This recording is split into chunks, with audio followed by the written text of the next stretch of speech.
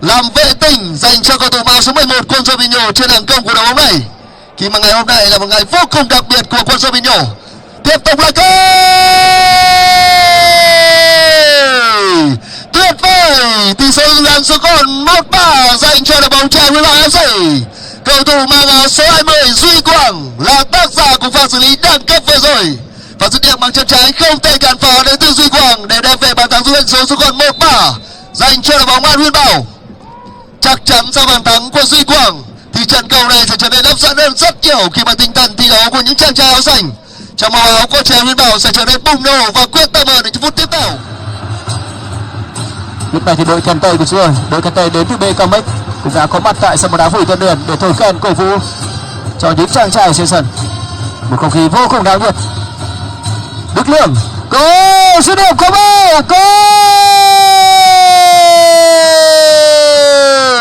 như vậy đã có bàn thắng xin gắn khoảng cách xuống còn 2-3 dành cho Trà Huy Bảo.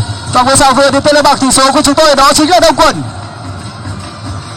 Sau vô vàn những sức ép thì điều gì đến cũng đã đến. Những chàng trai trẻ trong màu áo của Trà Huy Bảo FC họ đã có được điều mình cần là bàn thắng để rút ngắn tỷ số của trận đấu này, và cách biệt chỉ còn lại một bàn mà thôi.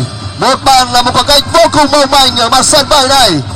Một hiệp hai mà cả đội bóng đều đã có những cơ hội, nhưng trên hàng công của miền Đông Media TV họ không có sự xuất hiện của Huỳnh Nhật từ hiệp bàn.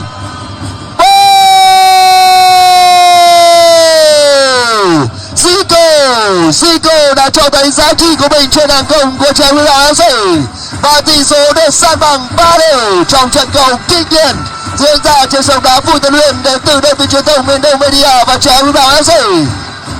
Một bàn thắng có đẹp mắt, một bàn thắng sẽ làm hài lòng tất cả những khán giả nào khó tin nhất đang có mặt tại sân đá Phù Tân Huyền. Đó là đẳng cấp của ngôi sao Zico. Và lúc này thì hai đội bóng của chúng ta chính thức yêu lại từ đầu. Có lẽ điều cần làm bây giờ của miền Đông Media đó là cùng đến với giọng ca của bình luận viên Tú Cao Hú bên phía miền Đông Media TV. Tiếp tục là cơ